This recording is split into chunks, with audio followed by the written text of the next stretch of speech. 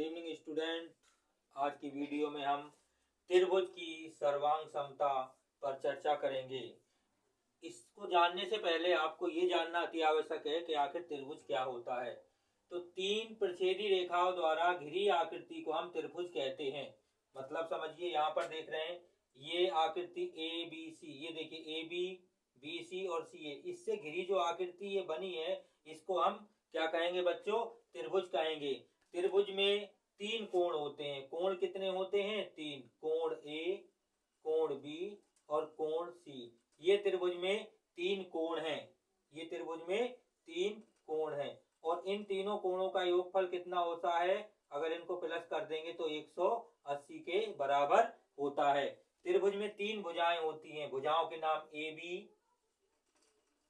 B C और ए सी। ये त्रिभुज की भुजाएं कहलाती हैं।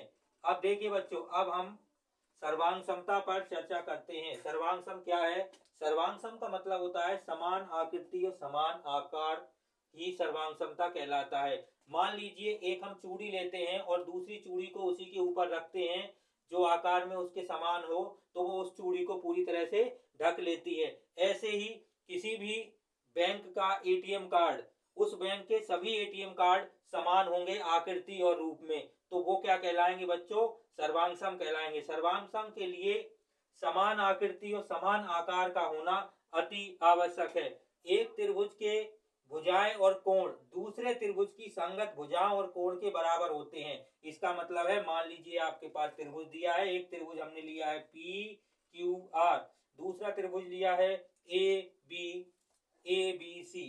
अब यहाँ पर यदि ये त्रिभुज सर्वांग सम होगा तो जो भुजा पी क्यू है वो भुजा ए बी के बराबर होगी और भुजा पी आर है वो भुजा ए सी के बराबर होगी और भुजा जो बी सी है वो भुजा क्यू आर के बराबर होगी। उसके बाद देखिए साइड, इसमें पी क्यू, पी आर और क्यू आर ये तीनों साइड दी हैं, तो ये तीनों साइड आपस में कैसी होंगी? बराबर होगी। मतलब P Q side A B side के बराबर होगी। पी क्यू बराबर A B, P Q side A B के बराबर होगी, Q R side B C side के बराबर होगी और P R side A C side के बराबर होगी।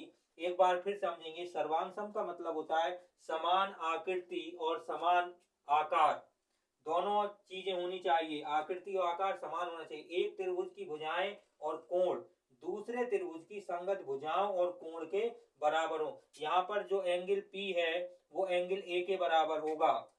मान लीजिए ये 30 है तो बच्चों ये भी एंगल कितना होगा? 30 ही होना चाहिए। मान लीजिए ये एंगल आपके पास 60 डिग्री का है तो ये एंगल भी बच्चों 60 डिग्री का होना चाहिए। मान लीजिए ये एंगल आपको दिया है 90 का तो ये एंगल भी बच्चों 90 का होना चाहिए, तब वो सर्वांग सम माने जाएंगे।